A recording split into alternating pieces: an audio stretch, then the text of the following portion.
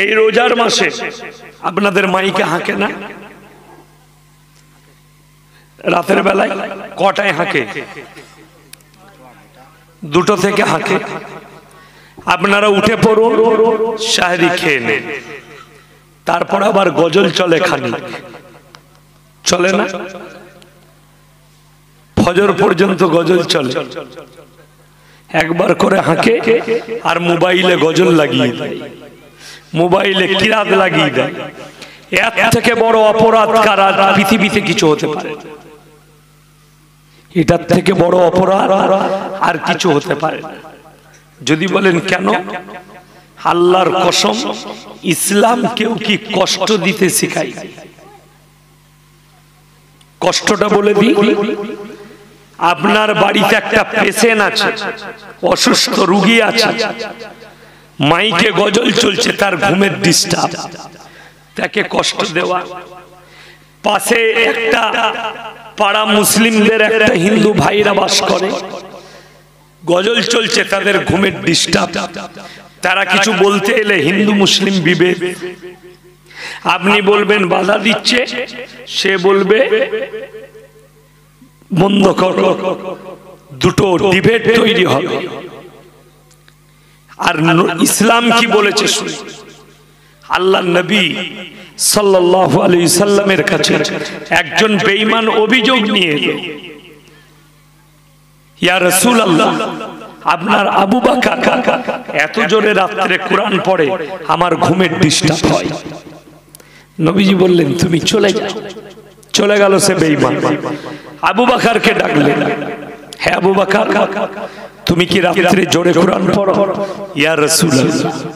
বলে কাল থেকে আস্তে পড়বে, তোমার আওয়াজ যেন তোমার বাড়ির দেওয়ালের বাইরে না যায়। কেন?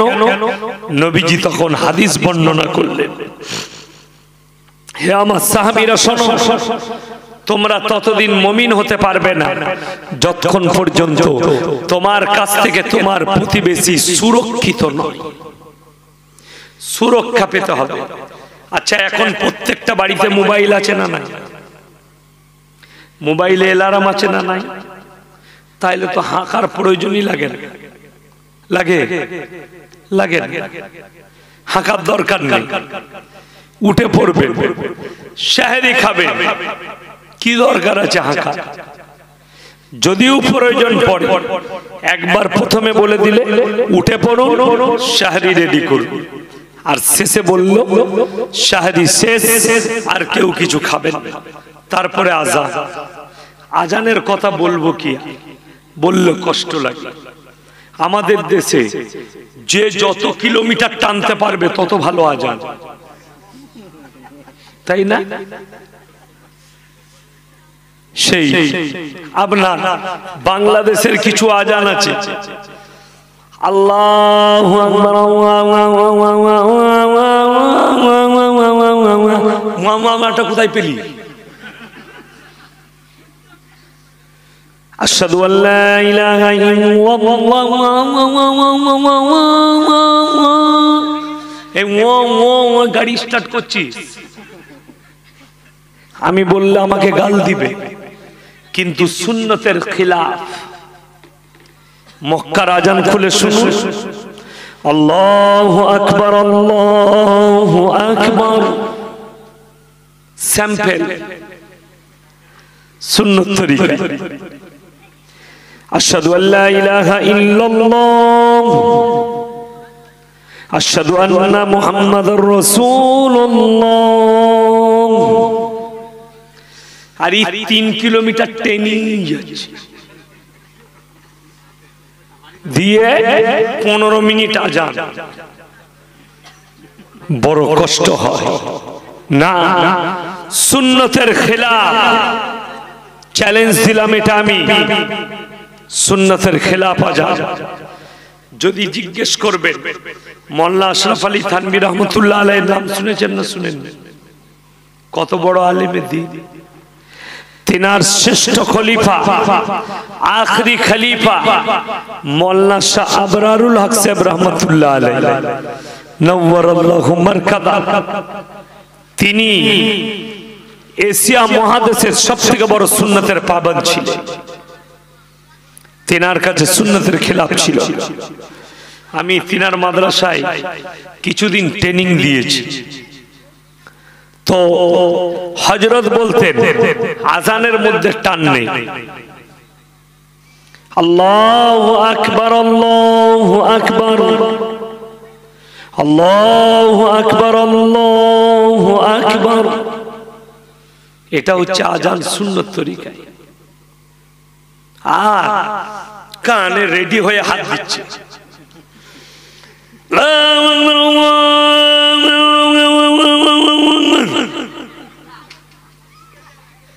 ফেরেশতা গা থেকে পালিয়ে যাবে। তারা চিন্তা করবে আল্লাহ গাড়ি স্টার্ট দিচ্ছে না, ও আজান দিচ্ছে। ওয়া ওয়া ওয়া ওয়া ইয়া ইয়া ইয়া ইয়া। কোথায় পেলে? হাদিসে বার করে, কোরআনে বার করে।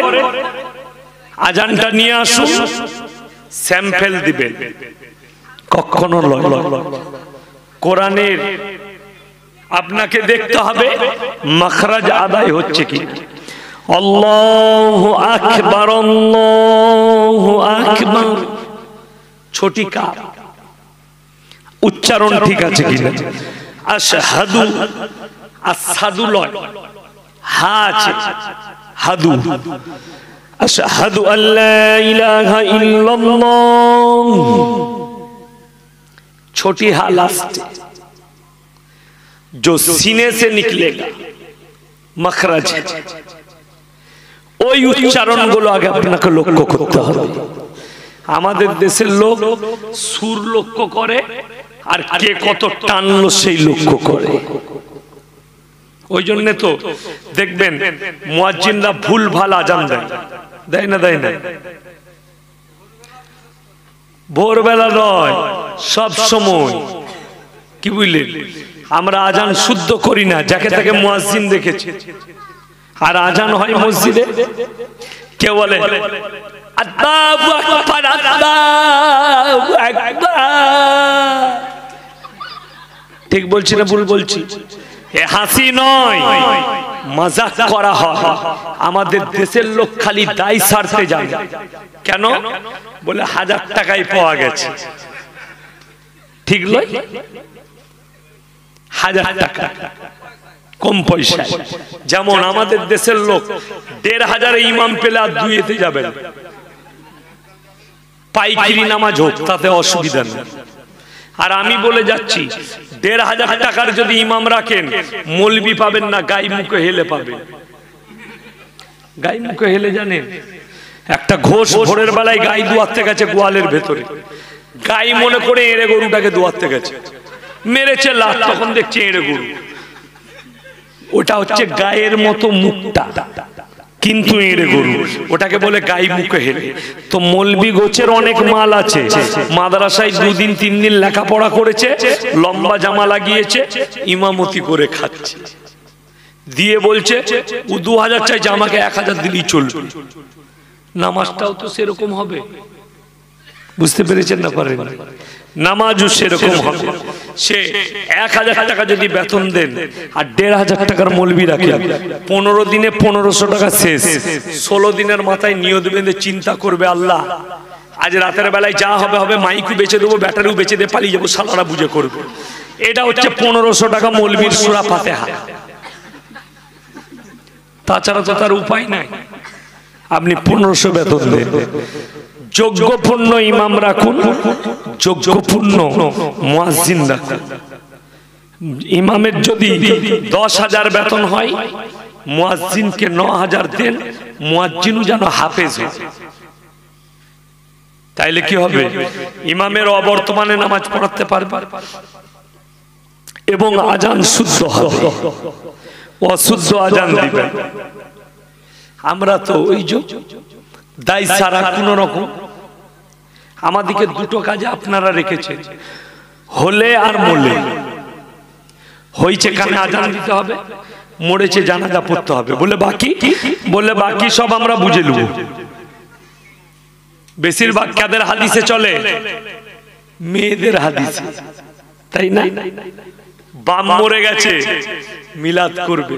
40 দিনে বউ বলেছে গরু জবাই করে একটা 20,000-এর গরু কিনে নিয়ে এসো, গাঁয়ের লোককে খানা খাওয়াতে হবে না। বুনাইকে দাওয়াত দিতে গেছে, শালাকে দাওয়াত দিতে গেছে, শ্বশুরকে দাওয়াত দিতে গেছে, গাঁয়ের মোড়লকে দাওয়াত দিচ্ছে, বড় লোককে এমন ভাবে দাওয়াত দিয়ে বেড়াচ্ছে বাইকে করে, মনে হচ্ছে ওর বাপেরই বিয়ে। তোমার বাপের বিয়ে? হাদিসকে জিজ্ঞেস করো, কোরআনকে জিজ্ঞেস করো। 40 দিনের মিলাদ 40,000 খরচ করবে। ওই টাকাটা যদি তোমার বাপের নামে তোমার গ্রামের মসজিদে মাডবেল করে দাও, এসি বসিয়ে দাও, যতদিন মসজিদ আবাদ থাকবে কিয়ামত পর্যন্ত সাদকায়ে জারিয়া তোমার পাপ নেকি পাবে। জোরে বলুন সুবহানাল্লাহ। কিন্তু আমাদের দেশের লোক করবে না কেন? যদি মসজিদে পয়সা দিয়ে মাডবেল করে দেয়, লোকে তো জানতে পারবে না, খানা খাওয়ালে জানতে পারবে বাপকে দারুণ ভালোবাসে, আর আমাকে দাওয়াত দিয়ে খানা খাওয়াবে। শুনেলেন, আমাদের মৌলবীদের জন্য অনেক সাধারণ লোক বলে, আবে এদের কথা শুনছিস, এরা 40-এর খানা খেয়ে মৌলবী হয়েছে। ঠিকই বলেছে, ফেতরা খেয়েছি, সদকা খেয়েছি, যাকাত খেয়েছি, 40-এর খানা খেয়ে মৌলবী হয়েছি। কিন্তু যেদিন থেকে ফারেক হয়ে এসেছি আর আমরা মুখ দিইনি, সদকার খানা খাই না, 40-এর খানা খাই না, অ্যাভয়েড করি। মাদ্রাসাতেই আমি খানা খাই না, আমি বাড়িতে খাই, মাদ্রাসায় চাটা বাড়িতে খেয়ে এসে আমি ক্লাস ধরি। আমার ভাই খুব ভালো করে বুঝবেন, যারা মুসল্লি আছে, কিয়ামতের দিনে কোরআনে 2 জায়গায় দলিল দিয়েছে। 1 নম্বর, আমার নবী বিশ্ব নবীকে আমার আল্লাহ বললেন, আর আইতাল্লাযী ইউকাযযিবু বিদ্দীন, হে নবী আপনি কি দেখেননি যারা আমার দ্বীনকে মিথ্যা মনে করে? ফাযালিকাল্লাযী ইয়াদুল ইয়াতীম, ওই ব্যক্তি সেই ব্যক্তি তারা যারা এতিমকে ধাক্কা দেয়, ওয়ালা ইয়াহুদ্দু আলা তুআমিল মিসকিন, এবং মিসকিনকে খানা খাওয়াইতে উৎসাহিত করে না, তাদের মালকে ভক্ষণ করে। ফাওয়াইলুল লিল মুসাল্লিন, তাদের নামাজগুলো কিয়ামতের দিনে তাদের মুখেতে ছুঁড়ে মারা হবে।